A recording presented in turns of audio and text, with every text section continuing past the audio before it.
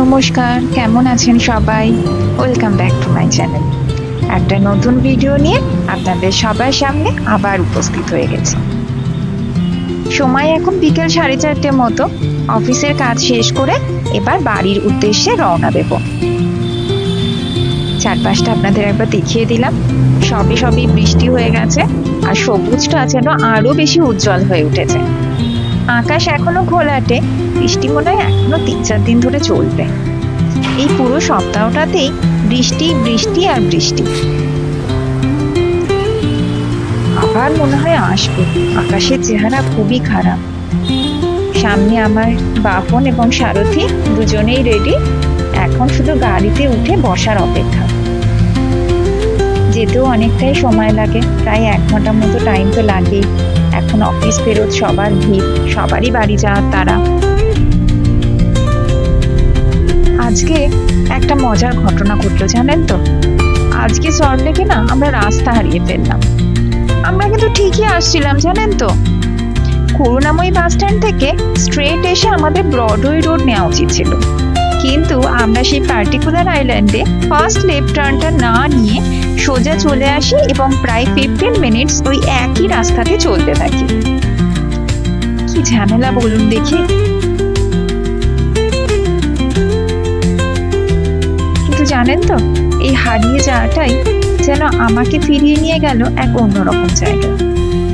না, কোনো নতুন ঠিকানা নয়, বরং একটা পুরনো স্মৃতির অলি গলিতে। গুগল ম্যাপটাও চালাতে ভুলে গেছিলাম, রাস্তা তো একেবারেই চিনতে পারছিলাম না। তবু আমার মনটা কেমন যেন শান্ত ছিল, কারণ হঠাৎ করে আমি পৌঁছে গেলাম ঠিক সেই জায়গায় যেখানে আমি ছোটবেলায় আমার বাবার সাথে হাঁটতাম। আমার জন্ম হয়েছিল সল্টলেকে। প্রায় 9 বছর বয়স অবধি আমি সল্টলেকেই ছিলাম। বাবা সেন্ট্রাল গভর্নমেন্ট সার্ভিস করতেন, ফলে ওখানেই একটা কোয়ার্টারে আমরা থাকতাম।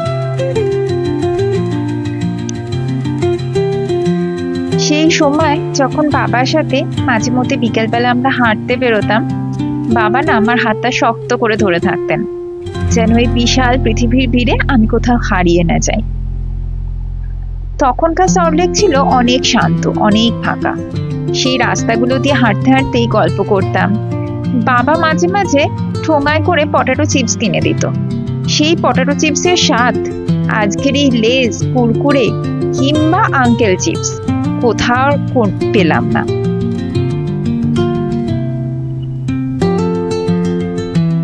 এই যে বাড়ি চলে এসেছি। মেয়ে আর বাবা একই জামা পরে দাঁড়িয়ে রয়েছে। দুজনেই পুরী থেকে কিনেছে। দুজনেরই বুকের ওপরে জগন্নাথ দেবের একটা মুখ আঁকা আর পিঠে লেখা জয় জগন্নাথ। মেয়ে আজকে আবার একটা ঝুঁটি বেঁধেছে।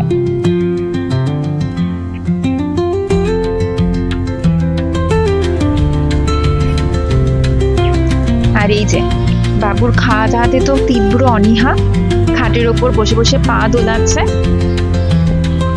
আজকে যে কিভাবে খাওয়াবো ভগবানই জানে। রোজই নিত্য নতুন কিছু না কিছু টেকনিক আমাকে আবিষ্কার করতে হয় মেয়েকে খাওয়ানোর জন্য। দেখা যাক আজকে কি করা যেতে পারে।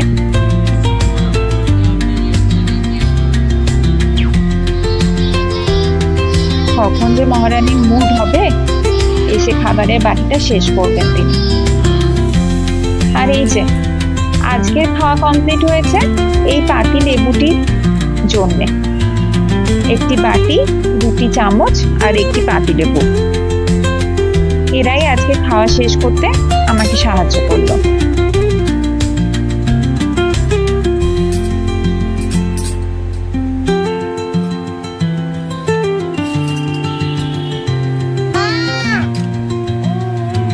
আমি নিয়ে কি করবো ওটা?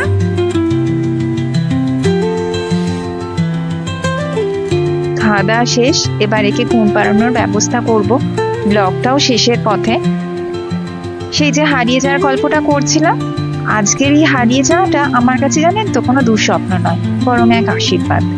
কারণ আমি আবার ফিরে পেলাম আমার সেই শৈশবের টুকরো স্মৃতি, আমার বাবার হাতের উষ্ণতা আর এক নির্ভেজাল ভালোবাসা। আজকে ব্লগটা এখানেই শেষ করছি। এবার ঘুমোতে যাওয়ার সময় হয়ে গেছে।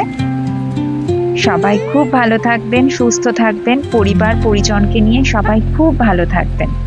আর যদি আজকের ভিডিওটি ভালো লেগে থাকে তাহলে একটা লাইক করে দেবেন আর চ্যানেলটা সাবস্ক্রাইব করে দেবেন। আজকে এখানেই শেষ করলাম।